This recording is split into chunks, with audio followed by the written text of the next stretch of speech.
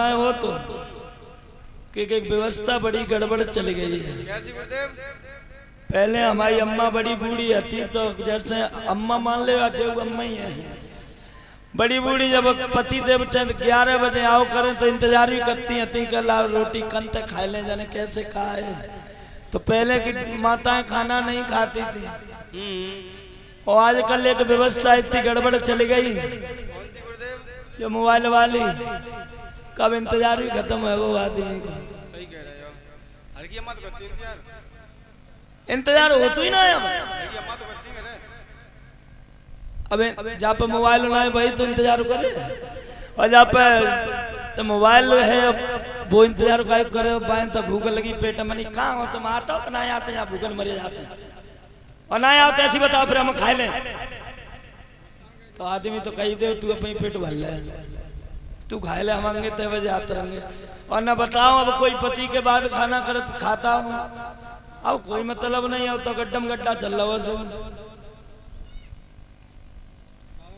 इस मोबाइल की वजह से बाबा नाती को प्यार खत्म हो गया। अब कोई बाबा बेचारे खटिया पे मुफारे बैठे हैं, कोई जा नाती आती ना पास, क्योंकि अब नाती मोबाइल खुच्चवे में लगो डरो है। ना तो पापा के पास बैठो और ना मम्मी के पास बैठो, तो अकेले में जाते हो मोबाइल लो और बैठो बजे अकेले में खुच्चा कुछ कम हुआ है।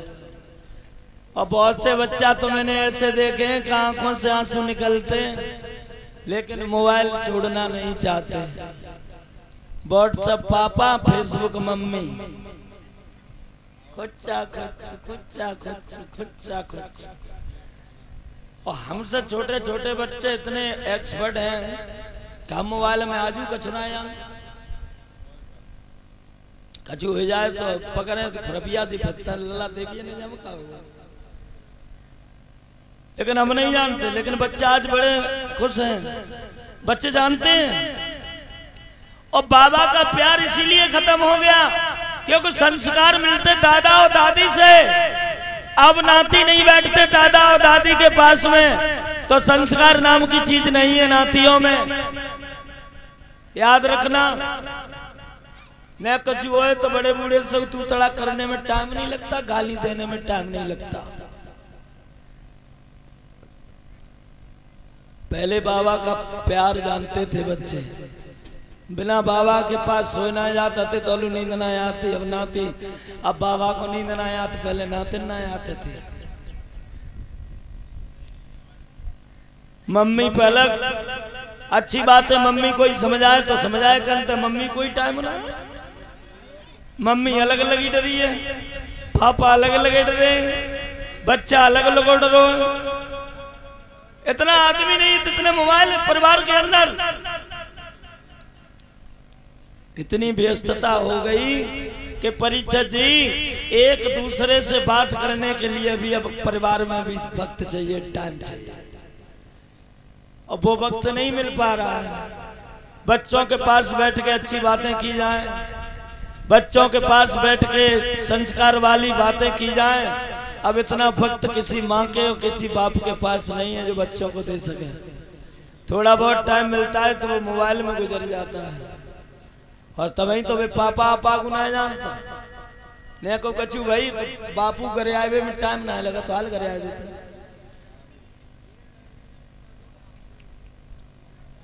ऐसी ऐसी रीतें चली हैं। पहले हम नेक से हटते तो कोई काऊ तो बाबू कह देते तो अर्रा पत्तो, क्योंकि बाबू कही जाते हैं छोटे से बच्चा था। अब तो बाबू छोटे बच्चा तो कोई ना कहता, सब बड़े बड़े तो बाबू कहते।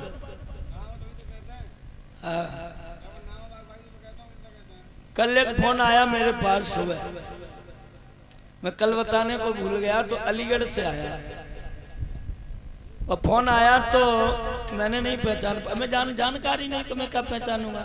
मैंने वो एक गजल गाई थी, तू खुद नागनकारी, तो बोली ये तुमने हमारे ऊपर क्यों भरी है।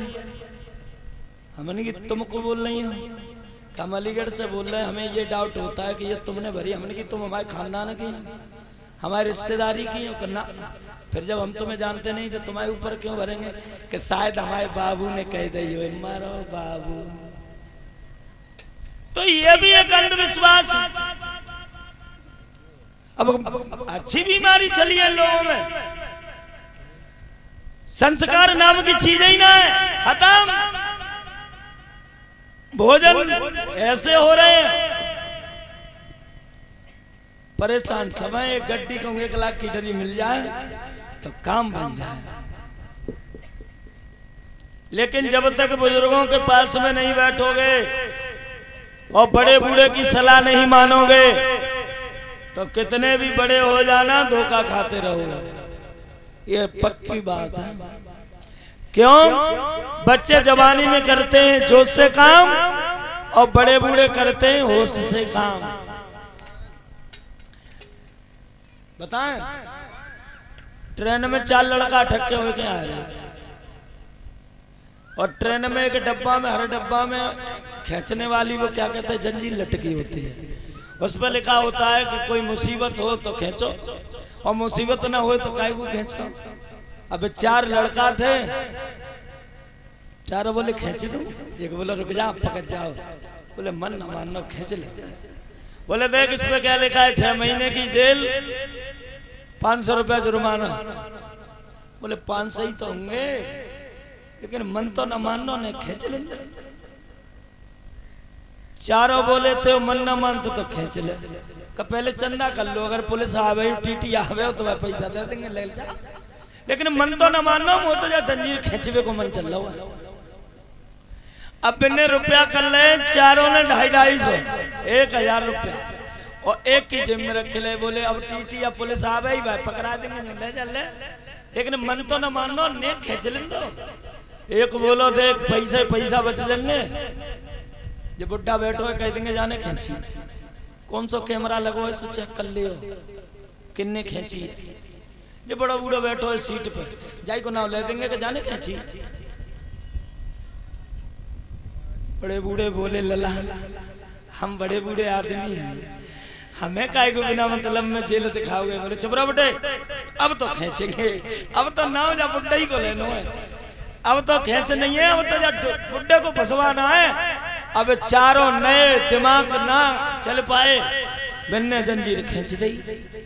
तो ये इंजन पर लिखा होता है, वहां मीटर में आता है कि कौन से डिब्बा में जंजीर खींची गई। पट सीना पुलिस वाई में आ गई। अब 4 लड़कों से मैं पूछी किसने खींची।